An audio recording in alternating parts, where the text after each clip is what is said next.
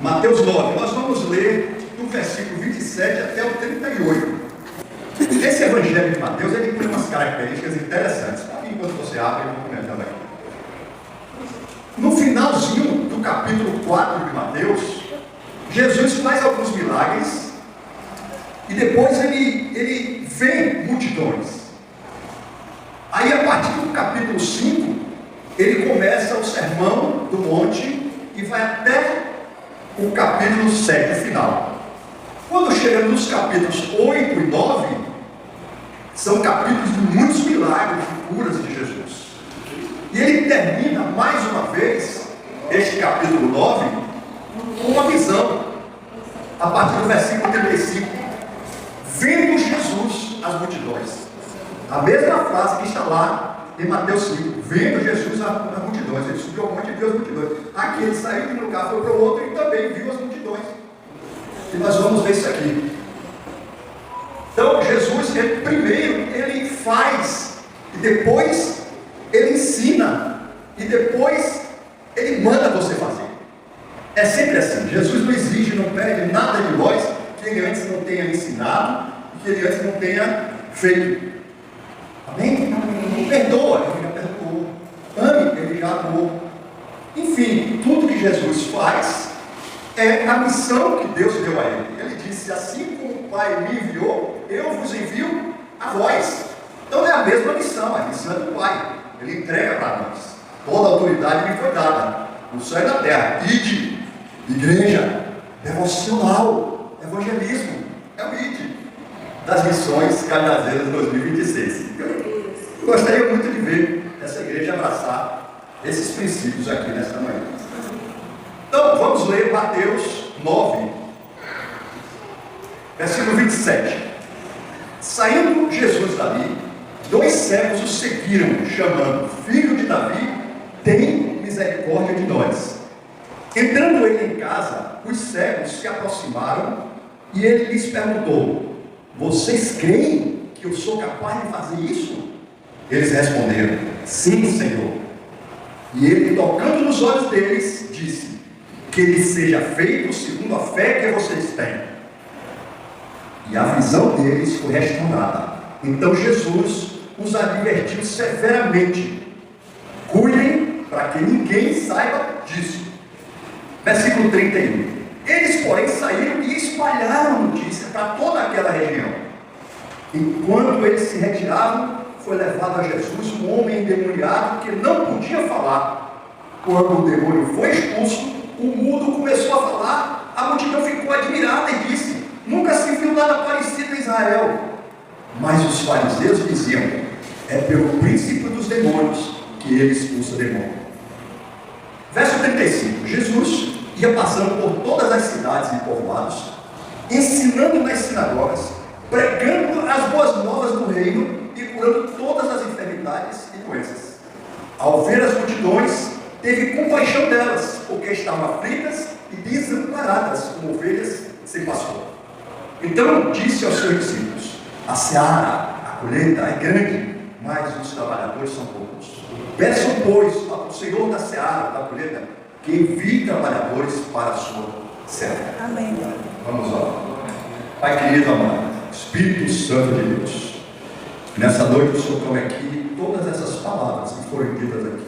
Toma a minha vida, toma o meu falar, o meu olhar, toma todo o meu coração nesta hora.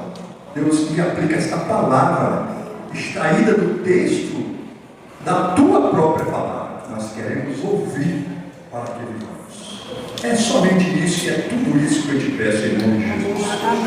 Amém. Então, irmãos, nós vamos ter aqui 4 lições. Quantas lições? 4 lições. São lições de missões. São missões para uma igreja missionária. Antes de tudo, nós precisamos atentar para cada uma dessas lições. A primeira é uma fé poderosa que pode ser encontrada onde menos se espera. 2. Jesus tinha uma grande experiência com as enfermidades e as doenças. 3. Jesus tinha grande preocupação com as almas negligenciadas. E a quarta lição: Jesus nos deu a incumbência, Ele nos deu a missão de orar para que Deus levante mais homens e mulheres para o trabalho da conversão de almas, para o trabalho das missões. Amém? Então vamos ver a primeira lição. Uma fé poderosa em Cristo, ela pode ser encontrada onde menos a gente espera, onde menos se suspeita. Isso quebra muitos paradigmas, irmãos. Veja, o versículo 27, saiu Jesus dali, dois cegos, clamando: Filho de Davi, tem misericórdia de mim. Quem imaginava que dois cegos pudessem chamar Jesus de filho de Davi? Eles não tinham visto Jesus, ele não viu nenhum milagre. Alguém chegou lá e contou a eles, porque eles eram cegos, mas ouviam. Então, os olhos físicos deles estavam em trevas, mas o entendimento dele, naquele momento em que Jesus passou, eles perceberam a verdade que os escribas e os fariseus não eram capazes de perceber, que ali estava o Messias, o filho de Davi. E aí eu vou passar rapidamente nesses dois milagres.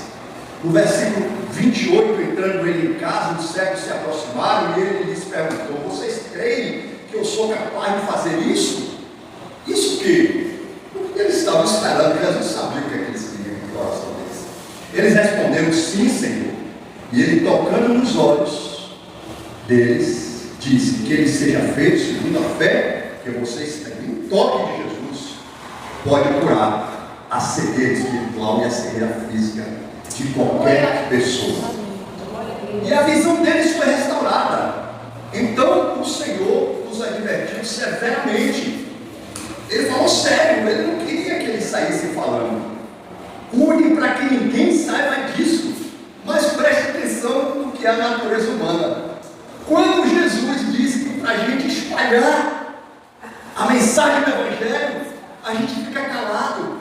Quando diz fique calado, a gente fala, espalha em todas as regiões, diz aqui. Eles, porém, saíram e espalharam a notícia por toda aquela região.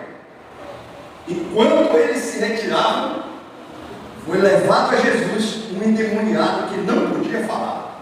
O segundo milagre. Quando o demônio foi expulso, o mundo começou a falar. Então, a multidão ficou admirada e disse: nunca se viu nada parecido em Israel. Então os cegos, eles compreenderam que Jesus era o Messias, compreenderam que, creram que Jesus podia curar. Amém? Então a gente nunca deve perder a esperança na salvação de qualquer pessoa, só porque essa pessoa vive em circunstâncias desfavoráveis. Aleluia! Há uma conversão. Quantos já? Eu acredito, irmãos, que eu não estou colocando a responsabilidade em ninguém. Eu fui uma vocação tardia. Me parece que as pessoas achavam que eu nunca ia crer em Jesus. Portanto, não falavam comigo de Jesus. Só quando minha filha se converteu, que dentro de minha própria casa ela teve coragem de falar, o Espírito Santo me chamou e eu ouvi a voz. Então, nunca a gente pode achar que a pessoa... Não, é onde você menos espera. Lá onde nós estamos. Sabe o que é? Eu vi e ainda ouço muito.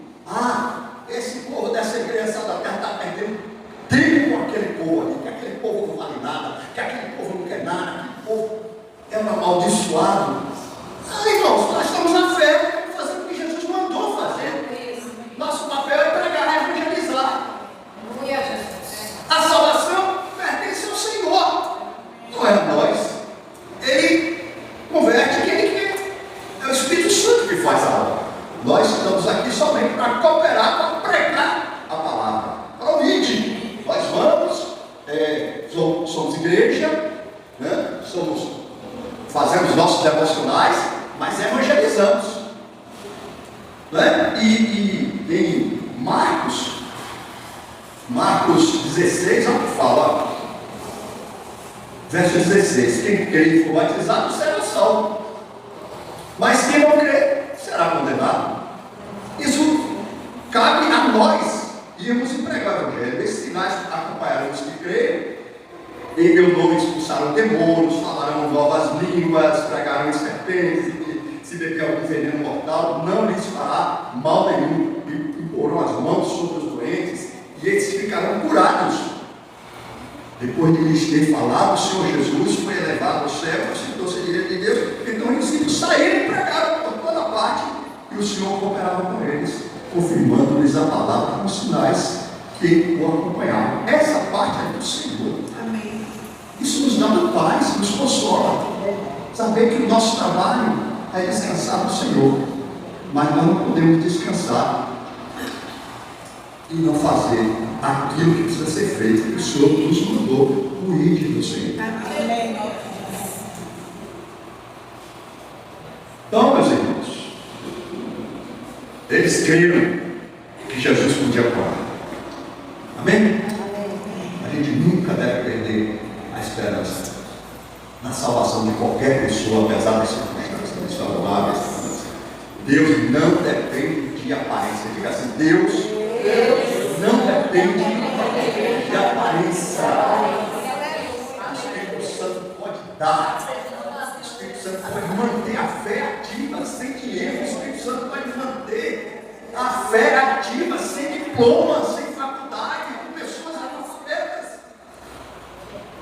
mas só se utilizando da graça. Diga assim: a minha graça. A minha graça. Me basta. Me basta. Desculpe. A tua graça. Me basta. Mudou para corrigir. A tua graça. Me basta. Amém? Então, queridos, assim, essa fé, ela é independentemente das aparências, de riquezas, de instrução, grau de instrução. A gente tem pessoas lá que mal sabem ler, tão fiéis, irmãos, que se tivesse só aquela pessoa na igreja, a gente estava ali pastoreando com o maior prazer de ver a graça de Deus na vida das pessoas que nem ler sabem, mas estão lá fiéis, não falta o culto, não falta estar rede lá, querem participar, querem ir lá, está lá com uma humildade tremenda. Isso é graça de Deus. Amém? Pois é. Então, sem dinheiro, sem diploma, mas sem o Espírito Santo, irmãos, a gente pode conhecer todos os mistérios. Sem o Espírito Santo, a gente pode ser até simpatizante do Evangelho. Sem o Espírito Santo, a gente pode ser amigo do Evangelho. Está cheio de amigos do Evangelho, né, irmão? Mas pode estar perdido mesmo assim. Versículo 34. Mas os fariseus diziam: é pelo príncipe dos demônios que ele expulsa demônios. No último dia, irmãos, a gente pode ver pessoas com dinheiro, com diplomas, com universidades perdidas. E pode ver também pessoas que não têm nada disso, mas pela graça de Deus, elas estão salvas. Porque os fariseus, devido à sua dura incredulidade, eles rejeitaram Jesus.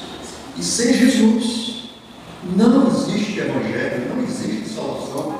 Ele é o dono da nossa salvação. Ele é através dele. Jesus disse, né, que muitos agora que são primeiros serão os últimos.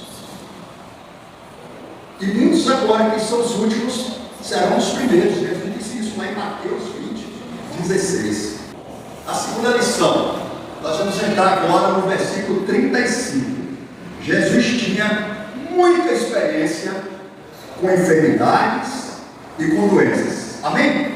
Amém. Veja, Jesus ia passando por todas as cidades e povoados, ensinando nas sinagogas, pregando as boas novas do reino e curando todas as enfermidades e doenças. Sim ou não? Sim. Que experiência fantástica, né? Na região, aqui Jesus ainda estava ali na região da Galileia, ali com Cafarnaum, E desde lá no início, quando ele foi para Galiléia, ele não tinha saído dali ainda. Uma região, eu tive pesquisando, tem 204 cidades e povoados. A Bíblia diz que ele passou por todas as cidades e povoados. Quantas cidades e povoados nós temos passado para fazer a obra de Deus?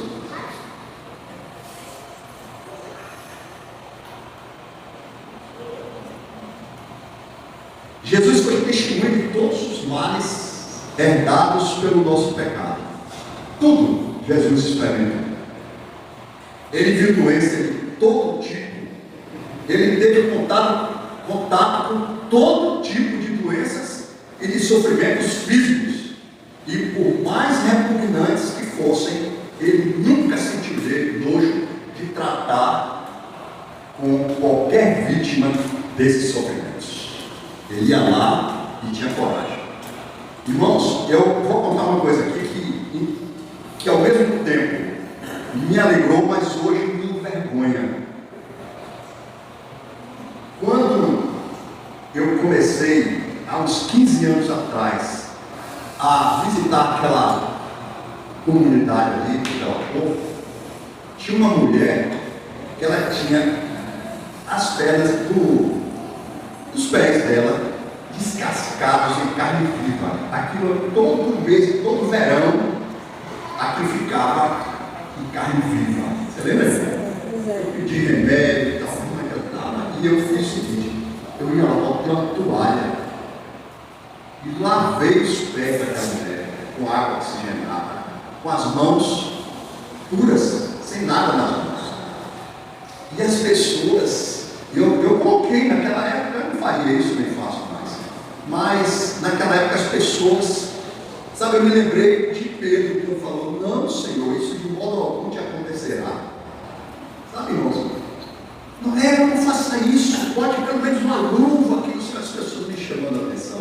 Então eu me lembrei de Mateus 16: pegarão serpentes, beberão veneno mortal, não lhes fará mal nenhum, e porão as mãos sobre os doentes, e esses ficaram curados. Hoje a Dona Zélia, para a glória do Senhor, está curada. Tudo bem, as filhas delas aceitaram Jesus, foram batizadas, se envolveram com traficantes, com gente errada, mataram o marido de uma delas, por isso que matou, esse que matou dois. Elas foram embora para a cidade, mas para a glória do Senhor, elas estão firmes no Evangelho. Em outras igrejas lá, mas passaram por lá, foram batizadas, e hoje, para a glória do Senhor, nós ganhamos essas duas almas para Cristo. Sabe? Porque elas viram testemunho. Uma coisa que eu fiz na época, talvez porque naquela época era novo, hoje, talvez a gente deixe isso para outras pessoas fazerem, mas eu fico pensando assim: Jesus escreveu isso só para novos convertidos, irmãos? Com certeza não. Então, por isso eu digo, me envergonho de hoje eu não estar mais, até porque se eu achar que tinha alguém que me levantar, na idade que eu estou, acho que eu gosto de estar junto para me levantar, porque sozinho eu não levanto. Sabe, irmãos, é isso que a gente precisa fazer, de não ter nojo de abraçar aqueles homens fedorrentos, suados, perdendo a cachaça, perdendo aquilo que não presta.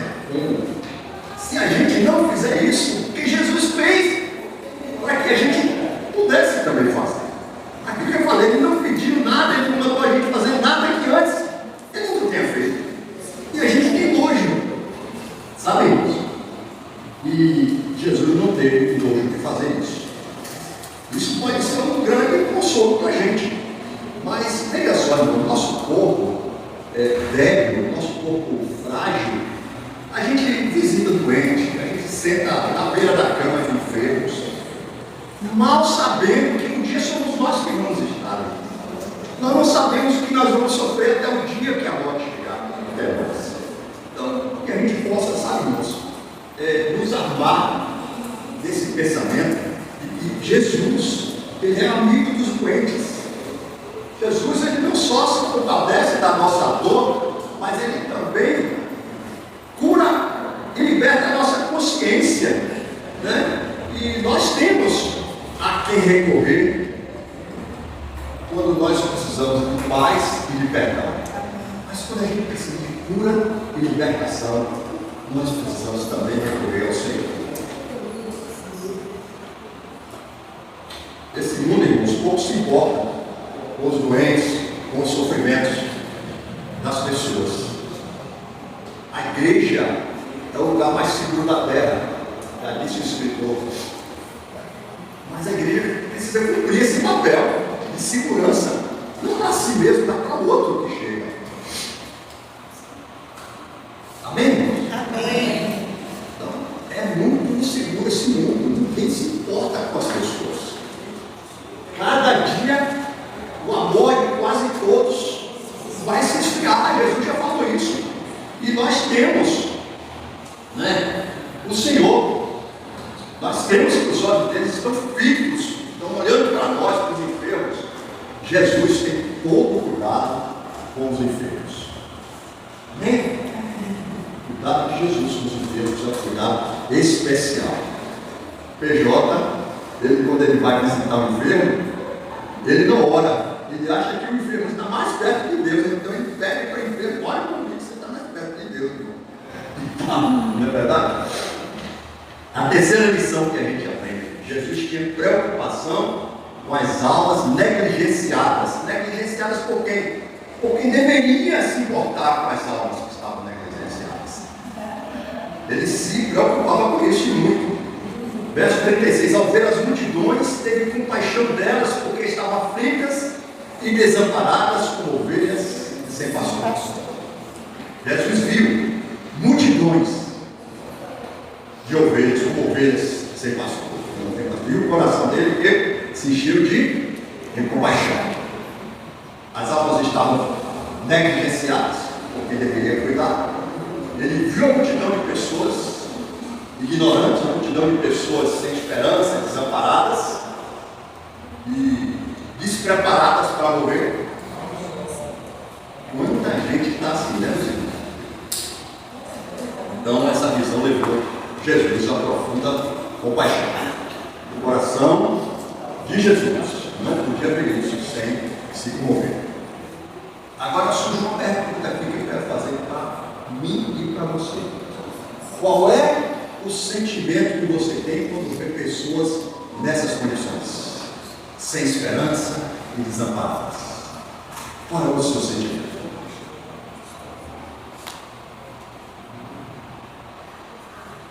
Verso 37. E então se dirigiu aos seus discípulos: a seara, na verdade, é grande, mas os trabalhadores são poucos. Irmãos, existe um número enorme de pessoas nessas condições.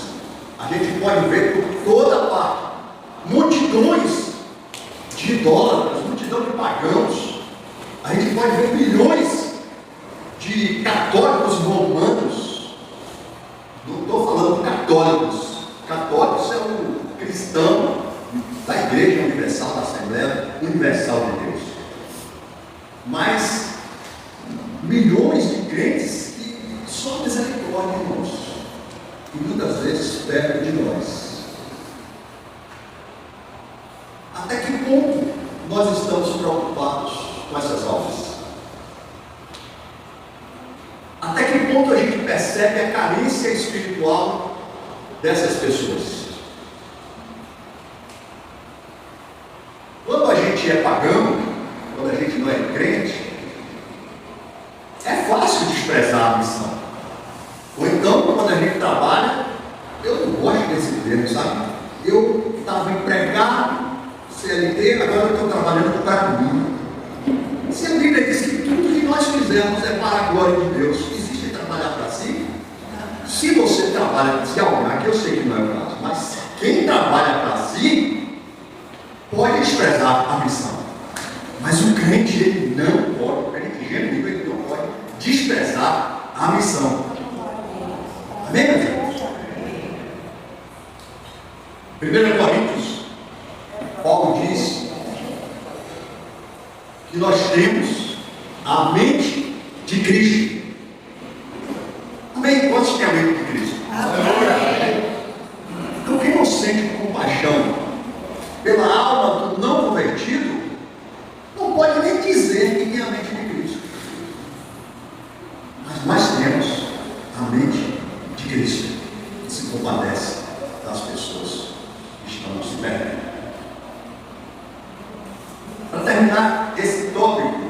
antes para o último, Atos 10, 36, diz assim: vocês conhecem a mensagem enviada por Deus ao povo de Israel, que fala das boas novas de paz por meio de Jesus Cristo, Senhor de todos.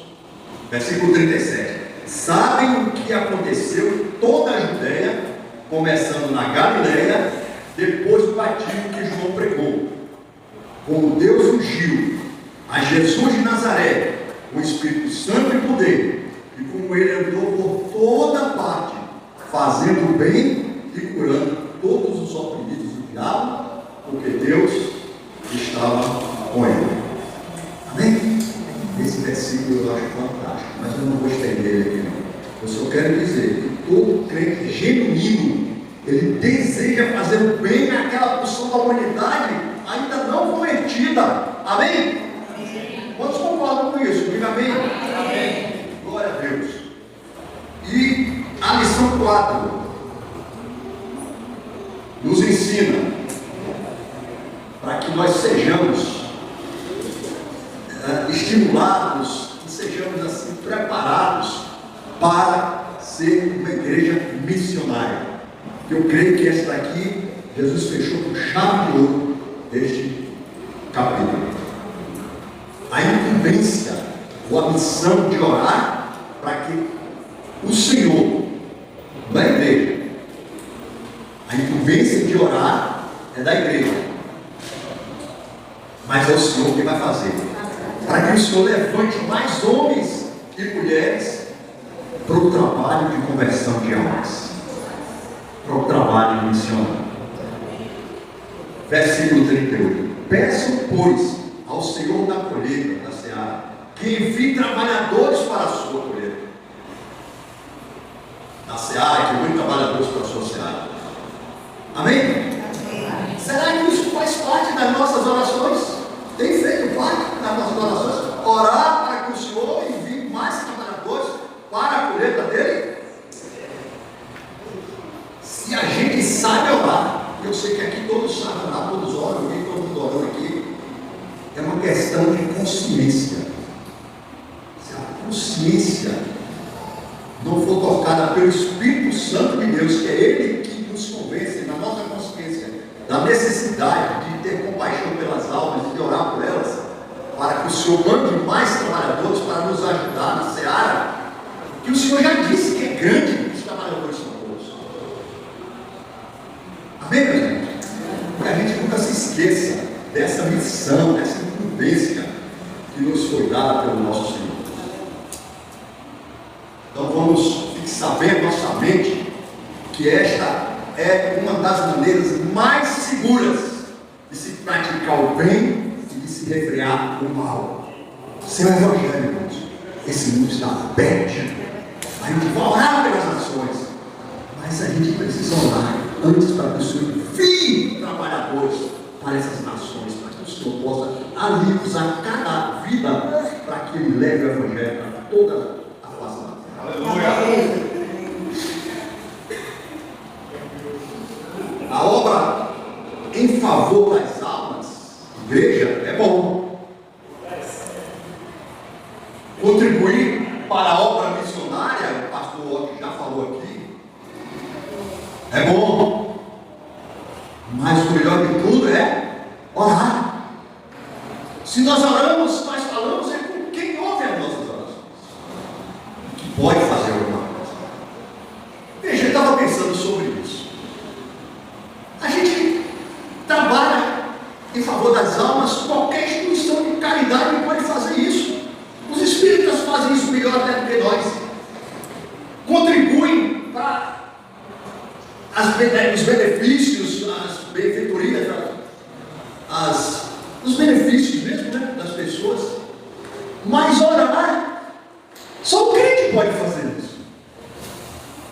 Então nós temos a maior arma que Deus nos deu, a oração, que move o coração de Deus para que Ele envie, que Ele ouça a sua oração. Então todo o trabalho, todo o dinheiro em vão, mas é pela oração que nós recebemos a ajuda do Espírito Santo. O dinheiro pode financiar a obra, o dinheiro, a faculdade pode dar diploma, escolher pastores. E o presbitério pode até ordenar novos pastores, obreiros. Mas somente o Espírito Santo, ele pode formar verdadeiros ministros do Evangelho.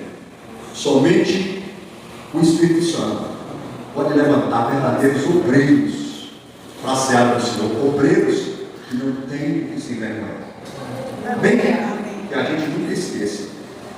Quem deseja fazer o bem para esta comunidade.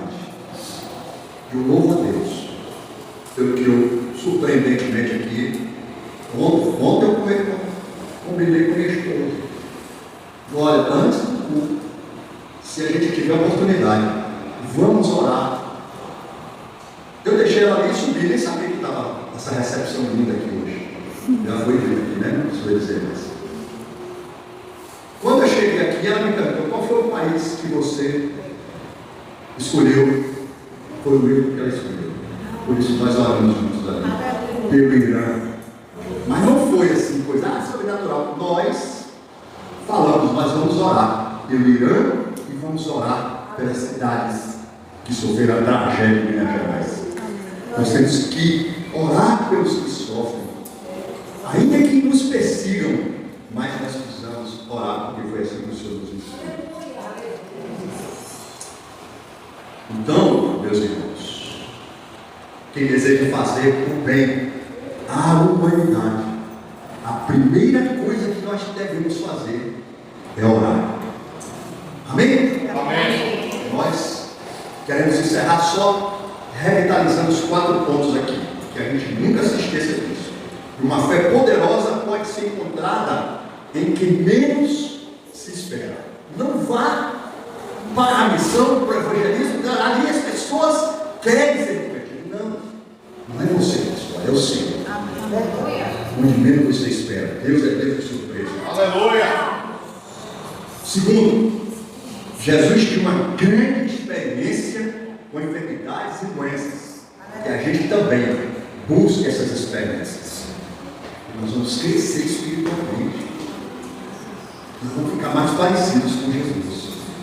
Quando a gente tiver intimidade com as pessoas que sofrem, com as pessoas doentes. Terceiro, que Jesus tinha uma grande preocupação com as almas negligenciadas. Aqui fala muito da espiritualidade das pessoas. As pessoas estão perdidas nas seitas, no Haiti, né, pastor? Estão lá no futuro, 100% da população perdida, irmãos. Vamos orar para o Haiti para que o Senhor levante trabalhadores para mandar para lá, já que a gente não tem recursos para ir. A gente vai em outros lugares, mas no Haiti está precisando. Porque Jesus quer salvar o Haiti. Jesus quer salvar o Irã. Jesus quer salvar o Brasil.